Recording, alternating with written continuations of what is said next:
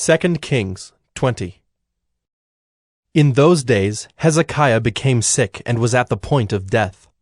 And Isaiah the prophet, the son of Amoz, came to him and said to him, Thus says the Lord, Set your house in order, for you shall die.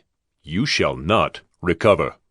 Then Hezekiah turned his face to the wall and prayed to the Lord, saying, Now, O Lord, please remember how I have walked before you in faithfulness and with a whole heart, and have done what is good in your sight.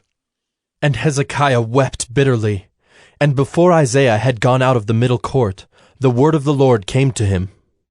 Turn back and say to Hezekiah, the leader of my people, Thus says the Lord, the God of David your father, I have heard your prayer. I have seen your tears. Behold, I will heal you. On the third day you shall go up to the house of the Lord, and I will add 15 years to your life. I will deliver you and this city out of the hand of the king of Assyria, and I will defend this city for my own sake and for my servant David's sake.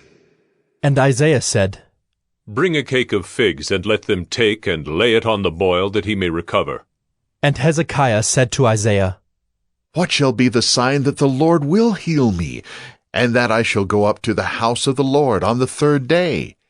And Isaiah said, This shall be the sign to you from the Lord, that the Lord will do the thing that he has promised. Shall the shadow go forward 10 steps, or go back 10 steps? And Hezekiah answered, It is an easy thing for the shadow to lengthen 10 steps. Rather let the shadow go back 10 steps. And Isaiah the prophet called to the Lord, and he brought the shadow back 10 steps, by which it had gone down on the steps of Ahaz. At that time Merodach-Baladan, the son of Baladan, king of Babylon, sent envoys with letters and a present to Hezekiah, for he heard that Hezekiah had been sick. And Hezekiah welcomed them, and he showed them all his treasure house, the silver, the gold, the spices, the precious oil, his armory, all that was found in his storehouses. There was nothing in his house or in all his realm that Hezekiah did not show them. Then Isaiah the prophet came to King Hezekiah and said to him, What did these men say? And from where did they come to you? And Hezekiah said, They have come from a far country, from Babylon. He said, What have they seen in your house? And Hezekiah answered, They have seen all that is in my house. There is nothing in my storehouses that I did not show them. Then Isaiah said to Hezekiah, Hear the word of the Lord. Behold, the days are coming when all that is in your house, and that which your fathers have stored up till this day, shall be carried to Babylon. Nothing shall be left, says the Lord. And some of your own sons who shall be born to you shall be taken away, and they shall be eunuchs in the palace of the king of Babylon.